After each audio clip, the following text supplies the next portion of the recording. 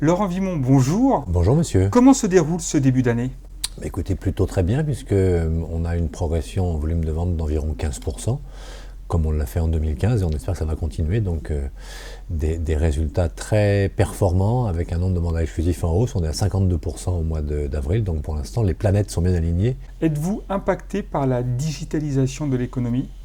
Oui, super favorablement. Nous, on a choisi il y a 5 ans de remettre à plat tout le système, de réécrire tous nos stages, et puis d'intégrer un paramètre, c'est qu'aujourd'hui, le savoir a changé de camp. C'est-à-dire que là où il y a 10 ans, on était consulté pour avoir une information que l'agence était de façon exclusive, aujourd'hui, le consommateur a accès à l'information, et donc ça a changé la façon de faire ce métier, puisque on est passé d'un statut d'expert à un statut de trieur d'informations, dans lequel le collaborateur qui est consulté, il est plus consulté pour avoir une information que lui seul maîtrisait, mais pour aider le client à avoir plus clair. Donc oui, il y a effectivement eu un impact fort sur le savoir qui est aujourd'hui dans le camp du client et plus uniquement dans le camp du professionnel. Avez-vous peur de l'ubérisation de l'immobilier ?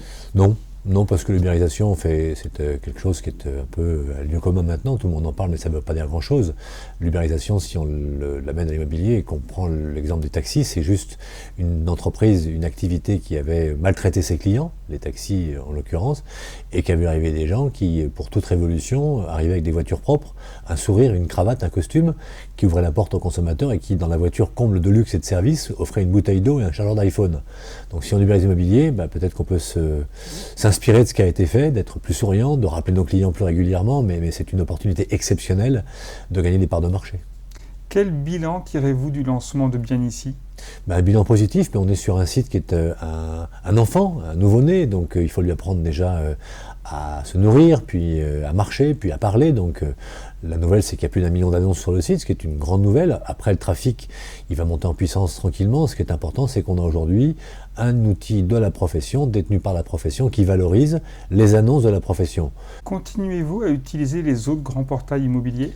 Les agences sont juridiquement et financièrement indépendantes, donc elles l'utilisent si elles le souhaitent. On n'a pas besoin de nouveaux clients. Le site Century 21 France et les sites agences génèrent à eux seuls 2 400 000 visiteurs chaque mois et un nombre d'acheteurs extrêmement important. Donc on peut vivre aujourd'hui sans passer d'annonces sur des portails autres que ceux de Century 21. Certains continuent néanmoins à le faire, c'est leur choix, je le respecte, mais ils sont de moins en moins nombreux à le faire. Beaucoup de voix s'élèvent contre la présence physique des réseaux d'agences. Quel est votre avis ? Mon avis, c'est que ça ne sera pas l'un ou l'autre, mais les deux. C'est-à-dire que c'est le réseau physique et le réseau virtuel qui font la différence. Quand on regarde d'ailleurs ce qui se passe dans les grandes marques, les pure players, on va même parler d'Apple si on veut, d'Amazon, ils rêvent tous d'avoir des points de distribution. Je ne sais pas qui s'élève contre les réseaux physiques, mais moi j'ai pas entendu grand-chose pour l'instant. J'ai entendu des gens revendiquer d'être des révolutionnaires du digital avec des sites internet qui ont un trafic, pardonnez-moi, qui est un peu léger, qui sont présents sur Twitter. Donc le digital, c'est dans nos gènes. On l'a, nous, intégré il y a 6 ans, et je pense qu'il est plus facile d'apprivoiser le digital que de créer un réseau physique de 850 points de vente. Laurent Vimont, merci beaucoup et bonne continuation. Merci beaucoup.